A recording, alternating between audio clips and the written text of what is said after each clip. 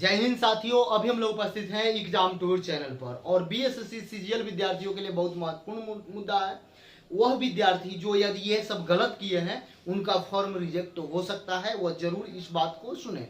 कैसे form reject होता है, कौन कौन सा गलत आपका मान्य होता है, कौन सा गलत में आप सुधार नहीं कर सकते हैं, इस बात को जरूर समझेंगे। सबसे पहले बता दें कि आप ध्यानपूर्वक देखेंगे, योग्यता यदि आपका निर्धारित तिथि से बाद का है तो वह मान्य नहीं होगा, इस बात को समझेंगे। ठीक है।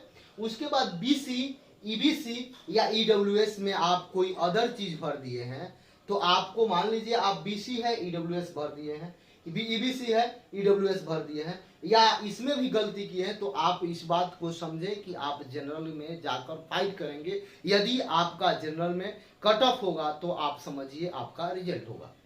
एनसीएल यदि आप गलत नंबर भर दिए हैं, एनसीएल का नंबर यदि गलत भरे हैं तो उसमें सुधार हो सकता है, उसमें कोई समस्या नहीं है, उससे आपका फॉर्म रिजेक्ट नहीं होगा। ठीक है।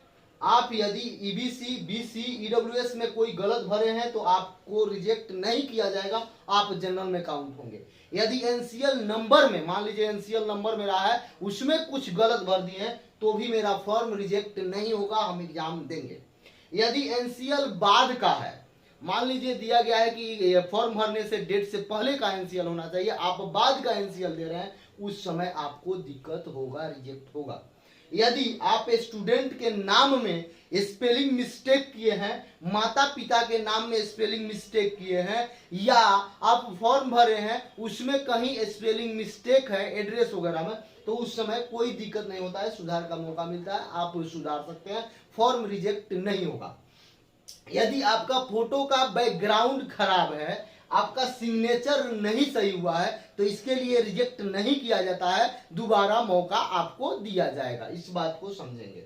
एक से अधिक आवेदन आप कर दिए हैं, एक से अधिक आप आधार कार्ड, पैन कार्ड वगैरह बदल के एक से अधिक आप आवेदन किसी भी प्रक्रिया से किए हैं, वह आप अपना मोबाइल नंबर चेंज करके, ईमेल आईडी चेंज करके, तो वह मान्य नहीं होगा, वह कदापि मान्य नहीं होता, वैसे व्यक्ति का फॉर्म रिजेक्ट हो जाता है, इस बात को समझेंगे।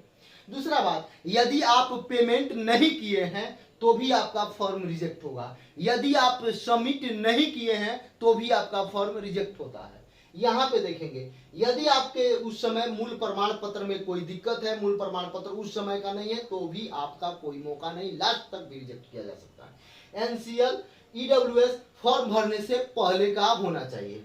आप मेल या फीमेल में आप गलत भर दिए हैं तो आपसे मिलाया जाता है कि आप जिस कैटेगरी से आते हैं, यानी मेल है या फीमेल है, अगर मेल है, फीमेल का कट ऑफ कम गया या ज्यादा गया, ये सब देखा जाता है, अगर सही है तो किया जाएगा, नहीं तो आपका फॉर्म रिजेक्ट कर दिया जाता है, मेल फीमेल में गलती है। यदि कोटि परिवर्तित कर दिए हैं, कोटि परिवर्तित करने का अर्थ हुआ कि आप जनरल में है बीसी में डाल दिए हैं, जनरल में है ईडब्ल्यूएस में डाल दिए हैं, उस समय भी आपका देखा जाएगा कि आप जिस कैटेगरी के हैं उस कैटेगरी का कट ऑफ पार कर रहे हैं या नहीं, नहीं तो आपका रद्द कर दिया जाएगा। पोस्ट प्रिफरेंस जब आपका मेंस में भरना होगा उस समय आप सही से भरेंगे, इस बात को, ये बात का है।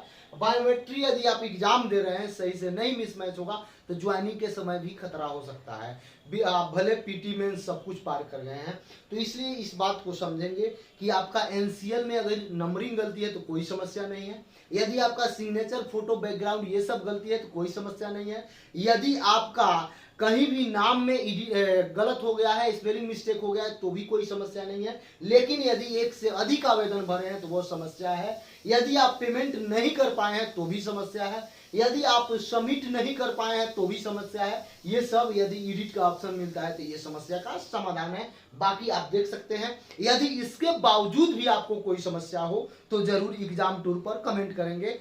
जय हिंद, जय भारत, जय युवा।